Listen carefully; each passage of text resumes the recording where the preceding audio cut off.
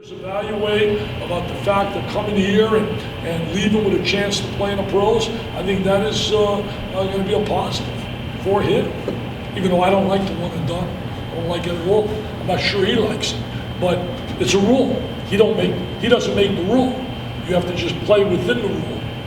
And having said that, Dick, how would you characterize what he's done in such short time here with the Final Fours and the recruiting classes? Well, I think what's amazing, and I think he should get a lot more credit for, is the fact that you can blend players, new kids, so quickly to perform at such a high level. That's so difficult to do, and that I really admire him for. In fact, I'll be honest, I didn't think he'd win a national championship here. I really didn't. Under that scenario, with a change of personnel almost every year. I mean, this year, the more I think about it, versus last year. Last year you had Terrence Jones coming back. You had the kid Miller had some experience coming back. And I'm missing, Lamb. Lamb had experience coming back. Help me with my mind. This year, Kyle is the only one, and he came off the bench, limited time. So I think the Big Blue Nation faithful, sometimes fans, they're probably the most passionate fans and loyal and dedicated that you can meet. But I think they're going to have to understand that it may take this year a little while. I may be overrating them early, having them in the top 3 in America.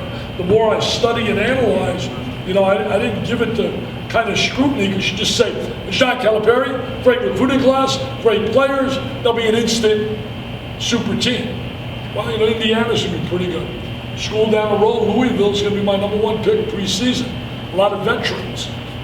This year's team is not going to have veterans like Jones, Lamb, and Miller, who played quality minutes to fall back on. They're going to have to, right from the get-go, be stars. Poitras and Goodwin and Noel. Is this a historic era, you think, where John's not even recruiting 2 years ahead?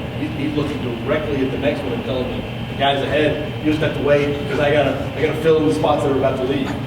John is, never worry about John getting players. He will find a group of players that will fit his desires, his system, and his need.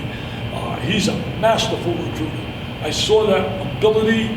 Look, to be a successful big-time coach, this job could only be really for a limited few.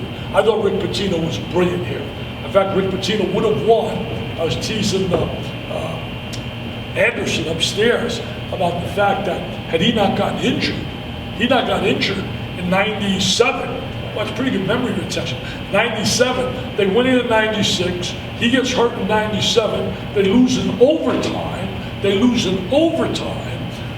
Tubby wins it in 98. I mean, you could have 3 in a row right there. I really believe that. So Rick Pitino and John have many similarities, especially both Italians too. Pitino, Calipari, Vitale. Sounds like an Italian construction company.